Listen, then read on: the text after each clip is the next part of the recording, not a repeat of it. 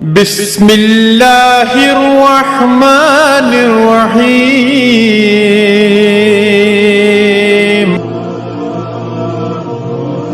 حضور نے فرمایا تمہیں ایک ایسا عمل نہ بتا دوں جس میں بدن بھی نہیں تھکتا اور ہے بھی بڑا آسان؟ اللہ اکبر۔ فرمایا وہ عمل کون سا ہے؟ الصمت وحسن الخلق، خاموشی اور اچھے اخلاق۔ زیادہ بولنے سے بہتر ہے خاموش رہو، خاموشی میں نجات بھی ہے، ثواب بھی ہے۔ زیادہ بولنے والا جھوٹ بھی بول لیتا ہے، زیادہ بولنے والا گالی گلوچ اور سب و شتم پر بھی اتر آتا ہے، زیادہ بولنے والا کسی کی پگڑی بھی اچھال دیتا ہے، زیادہ بولنے والا غیبت بھی کر لیتا ہے، زیادہ بولنے والا ایسا مزاح کر دیتا ہے جس سے کسی کو تکلیف پہنچے۔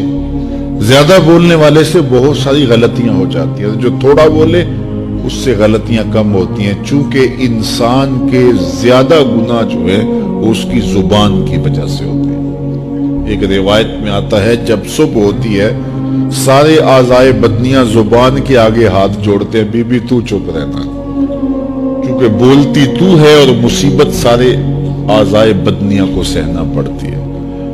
تو یہ زبان جو ہے اس کی وجہ سے زیادہ گناہ ہوتے ہیں، یا زبان کی وجہ سے یا انسان کی عصمت کا جوہر جب لٹتا ہے تو پھر اس کے پلے کچھ نہیں رہتا۔ اس لیے میرے حضور نے ارشاد فرمایا جو تمہاری دو ٹانگوں کے درمیان اور جو دو جبڑوں کے درمیان زبان، ان دونوں کی مجھے تم ضمانت دے دو، میں محمد تمہیں جنت کی ضمانت دے دیتا ہوں۔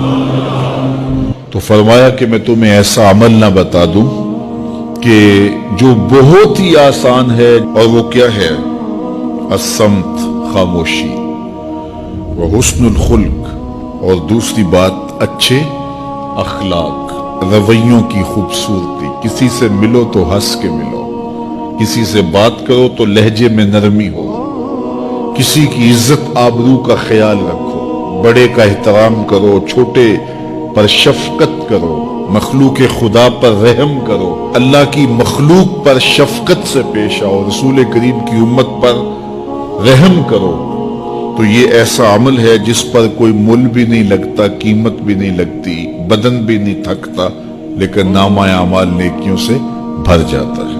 قیامت کے دن نامہ اعمال پر سب سے وزنی جو عمل ہوگا وہ حسن خلق ہوگا۔ حضور نے فرمایا کہ بیہودگی اور فحش کلام کرنا یہ سب کچھ جو ہے، تو فرمایا یہ اسلام میں سے نہیں ہے، اور بہترین اسلام وہ ہے جس میں خلق اچھے ہو۔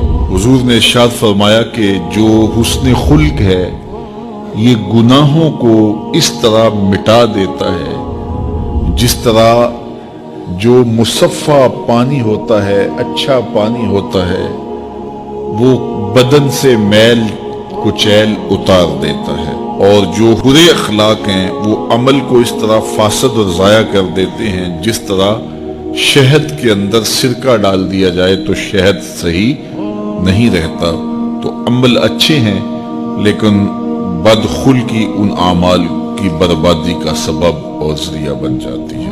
ہماری زبان جو ہے وہ ایسی خوبصورت باتوں سے مزین ہو کہ قیامت کے دن جب نامہ اعمال رکھا جائے تو حسن خلق کا وزن ہمارے گناہوں کو کم کر دے اور ہماری نیکیاں حسن خلق کی وجہ سے بلند اور بالا ہو۔ اللہ جل شانہ ہمیں معاملات کے اندر خوبصورتیاں نصیب فرمائے، رفق، نرمی نصیب کرے، معاف کر دینے کی توفیق نصیب کرے۔